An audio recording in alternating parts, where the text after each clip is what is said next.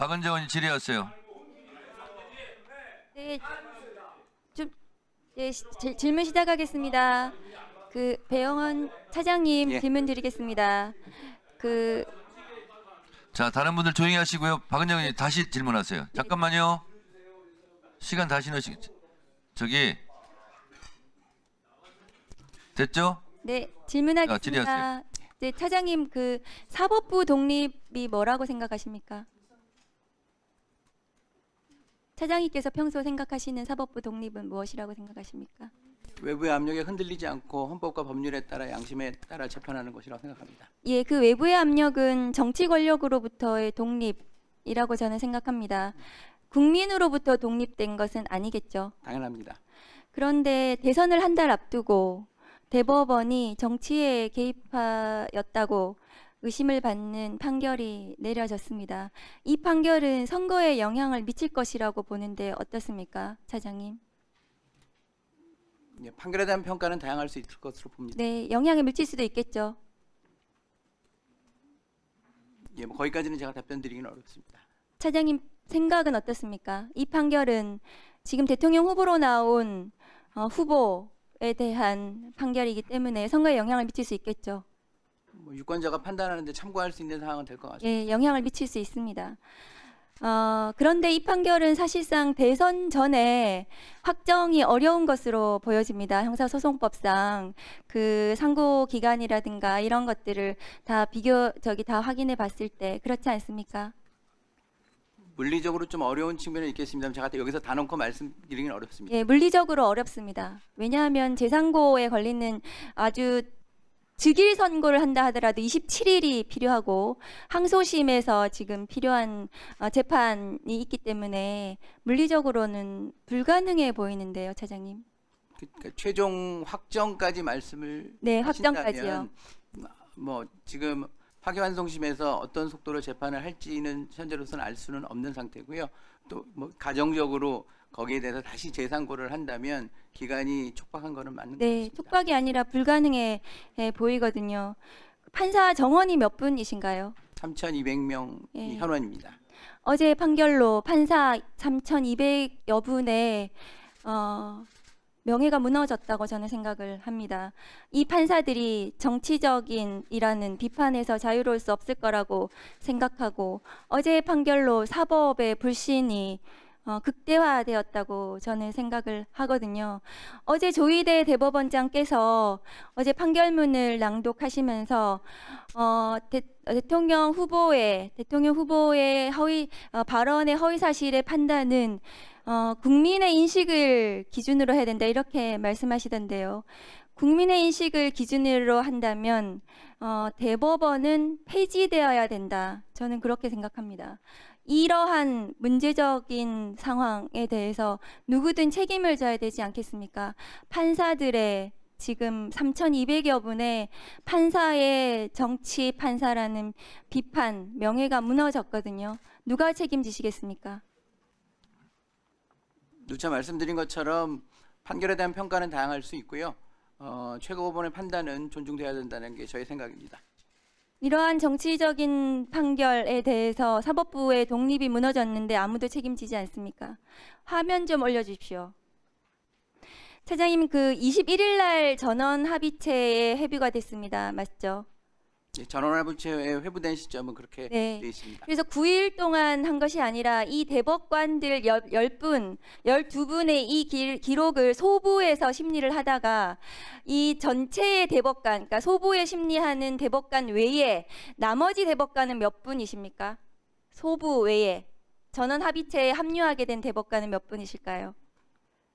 지금 그 소부의 네 분이시니까 8분이시죠?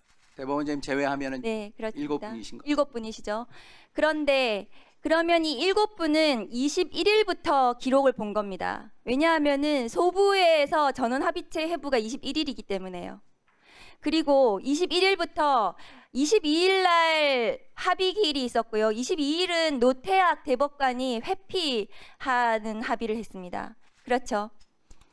제가 대법관님들의 합의 과정은 알 수는 없습니다만 언론 지금 보도에는 그렇습니다. 판결문의 그 보충 의견에서 설치를 한 대법관님들의 의견 내용을 보게 되면 항소이유서와 답변서, 의견서가 접수되는 대로 지체 없이 제출 문서를 읽었다라고 되어 있는 것으로 봐서는 그와 같이 문서가 접수되는 대로 검토하지 않으셨나 이렇게 생각하고 있습니다. 글쎄요, 소부에서 심리하다가 전합으로 올라간 시간이 21일이고 22일은 합의, 노태학 대법관의 회피를 위한 합의를 했기 때문에 실제로 이 대법관들이 이 기록을 이 사건을 검토한 시간은 21일 이후부터 24일까지, 그러니까 24일 날 두 번째 합의에서 합의가 됐다는 거거든요. 그래서 이 판결이 나온 거 아니겠습니까? 그때 다수 의견이 합의가 형성이 됐기 때문에 이 선고가 났고, 그렇다면은 이 판결, 이 기록을, 이 6만 페이지, 7만 페이지를 본 시간은 제가 보기에는 21일부터 24일 이 사이에 기록을 보고 자신의 의견을 결정한 것으로 저는 보여집니다. 그것은 불가능합니다. 그래서 이 사건이 날림 재판이라고 말씀을 드린 겁니다. 화면 올려주세요. 법원행정처 자료에 따르면 21대 총선 직후 선거법 위반으로 기소돼서 국회의원들의 상고심 선고까지 걸린 시간이 평균 119일입니다. 그러나 이재명 대표에 대한 상고심은 불과 36일에 해당합니다. 이러한 633의 원칙은 사실은 당선자를 기준으로 하는 것입니다. 왜냐하면은 공직에 당선되어서 장기간 재판을 받으면 그 지위가 혼란스럽기 때문에 빨리 재판을 해서 그 지위를 확정시켜 주려는 것이지, 낙선자에 대해서 633의 원칙을 지켜야 된다 이렇게 하는 것은 맞지가 않습니다. 그럼에도 불구하고 이 사건이 633 원칙도 제대로 지키지 않고 이재명 대표에 대해서만 다른 후보자들, 총선에서 다른 사람들하고는 달리 졸속으로 36일 만에 재판이 완성이 됐습니다. 그리고 이 대통령 선거에서 당선된 대통령 윤석열 대통령에 대해서는 형사 소출을 할 수가 없는데도 그 상대방인 후보에 대해서만, 낙선자에 대해서만 633을 계속해서 고집했던 것은 윤석열 친구의 친구인 조희대 대법원장이 판사 3,200명을 이끌고 정치. 네. 오전 질의는 이쯤에서 마무리할까 합니다. 오늘 법원행정처 차장이 나와서 여러 가지 질타와 질문을 받고 있습니다. 우리 대한민국 국민들은 얼마 전 헌재 판결문을 다 보았습니다. 헌재 재판관들이 만장일치가 되기 위해서 심사숙고하고 한자 한자 다듬어 쓴 그 명판결문을 우리 국민들이 기억하고 있습니다. 근데 제가 이것을 다 보지는 못했습니다만 다수 의견과 소수 의견의 주장과 논리가 거꾸로 된 것이 아닌가 그런 생각이 들었고, 또 직위원 판사로 인해서 정말 성실하게 법관으로서 법률과 양심에 따라 재판하고 있는 많은 선량한 법관들의 도매금으로 지금 명예가 실추되고 있는 사실에 종지부 마침표를 찍은 것이 어제 조희대 대법원장이 아니었나 그런 생각이 듭니다. 오늘 법원행정처 차장도 굉장히 시무룩한 얼굴로 앉아 계시고 곤혹스러워하는 표정인데, 헌법재판소의 위상이 올라가고 국민들의 사랑을 받고 있는 이유를 한번 생각해 보십시오.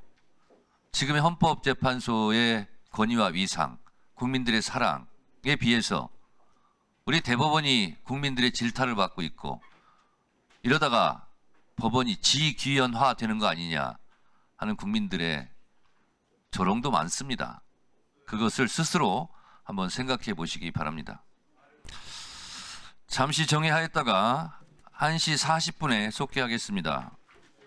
오후 속개 시에는 조금 전 말씀드린 형사소송법 일부 개정 법률안을 먼저 상정하여 대체 토론을 실시하고 소위원회로 회부한 후 긴급 현안 질의를 계속 이어가도록 하겠습니다. 정회를 선포합니다.